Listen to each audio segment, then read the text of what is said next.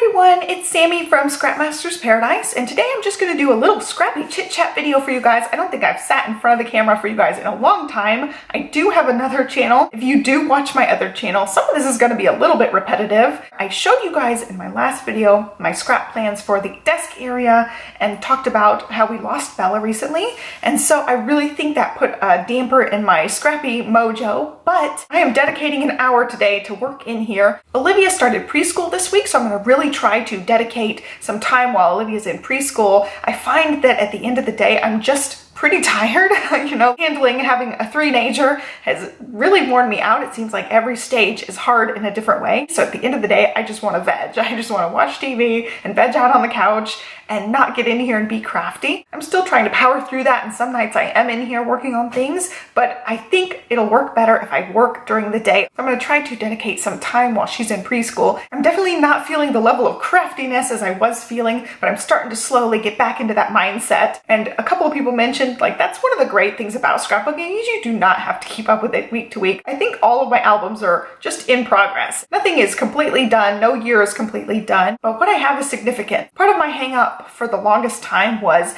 I felt kind of selfish getting in here scrapbooking and taking that time away from things that need to be done, because there's always things that need to be done. You know, there's always cleaning tasks or organizing tasks or things that you could do where you put your family before your scrapbooking. But it's a mindset shift. You have to think about how your family benefits from the scrapbooking albums too. My little girl just loves flipping through the albums. In fact, there's an album just sitting on the floor, so she'll come in here and flip through that album. She'll ask to pull a different one off of the shelf. You've seen my scrapbook tours. I have my albums on the shelf on the lower half so that she can access them. She can pull some of these out if she wants to. Some of them are a little too heavy for her, but for the most part, she does look through the albums, especially ones that she's in. She just loves going back and looking at them and walking through them with me. She doesn't read yet, so she'll point to the picture and want me to tell her the story behind it, and it's been so great to see that. That definitely motivates me to scrapbook. You know, it's not just about being selfish and taking the time and enjoying something I love. It's something that benefits my family. So I've really tried to put it in that mindset. But going along with that, I am really trying to use up the supplies that I have. I ended up ending my L Studio subscription. I don't think I got January. I think December was my last month, and I'm just trying to use what I've got. I've got so many supplies, and I want to just use up as much of it as possible. I still will buy stuff here and there, but my goal is to buy very, very little as far as, you know, embellishments and new pattern paper and stuff like that, and stick with the basics, you know, things that I'll need to replenish, like adhesive, cardstock, things like that that you get used up. Also supplies for my cameo if I need new blades or new mats for that, and especially not buy a bunch of new alphas. I have tons of alphas. I need to use up what I've got, and then I can use my cameo and make my own alphas, you know? I don't have to buy the packs of alphas because I always use up the same letters and run out of the same letters every pack. I know this in the back of my mind when I'm buying a $5 pack of letters that I'm only going to get like 1 or 2 titles out of this pack, and then it's basically going to be useless. That's another thing I'm trying to work towards, is making my own titles more. I really love how they look when I make my own, and it also cuts down on the clutter. I'm not trying to be like a minimalist scrapbooker, but I also don't want hordes and hordes of stuff. It's something while we were in the rental house, when I was having just a smaller area, Olivia was sharing the room with me. It was half playroom, half scrapbook room. I realized I didn't need a whole room of stuff. And it took me getting rid of my whole room of stuff to realize I don't need that much stuff. I had mentioned this in my progress updates. I had been working on reorganizing things and getting rid of stuff that I'm not going to use. And so I'm still working towards that. I'm still going through things that I can get rid of. So that's part of it, is me just not buying new stuff and really thinking about the new things. What I've been doing is kind of silly, but maybe sharing it with you guys will help you guys too.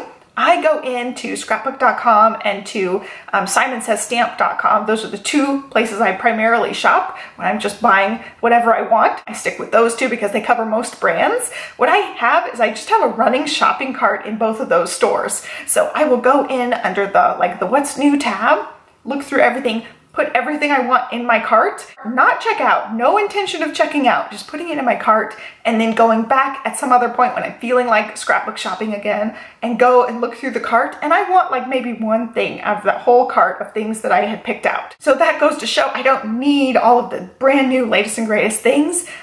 So I keep my running shopping list like that. So I'll have, you know, every once in a while I'll add a couple of new things to it, and then when I have like a nice sized order, I'll eventually check out.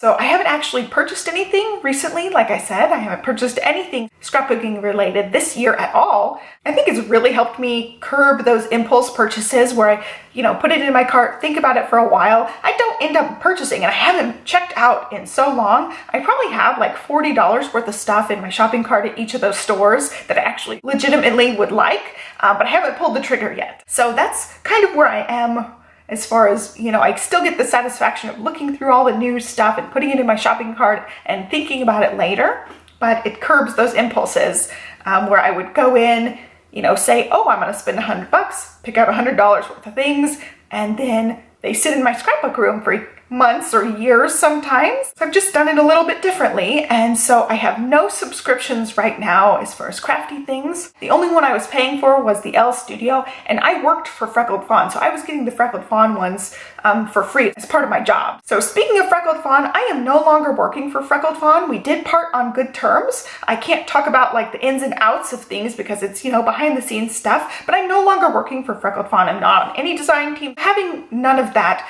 job pressure to my scrapbooking has been really freeing. So I am really just going wherever my heart takes me as far as the scrapbooking stuff. Now this is just 100% pure hobby for me. So that definitely changes how I'm approaching everything. I still love sharing with you guys, love sharing techniques and stuff. As you guys have seen, I've definitely taken steps back from where I was as far as the number of videos that go up on this channel, and that's just gonna be part of it. I share when I make stuff. I wanna go back to more of the blogging side of things because I can, you know, make a project, take pictures of it, explain the project over there, and it's not necessarily a really time-consuming process for me. Like the process videos are really time-consuming. There's all the importing and exporting and editing and voice-overing, and it's just a really lengthy, long process, and I'm just not feeling it right now, to be honest. At some points, I'm really motivated to do that, and right now is just one of those times I'm not. I did want to kind of explain that to you guys. You know, this isn't a job for me anymore. It used to be, and it's just not anymore. I want it to be fun, so I'm taking that pressure off of definitely doing those voiceovers. I stopped way back in the fall doing those, and I definitely film more on my other channel than I do for this channel because that's where my passion is right now, is the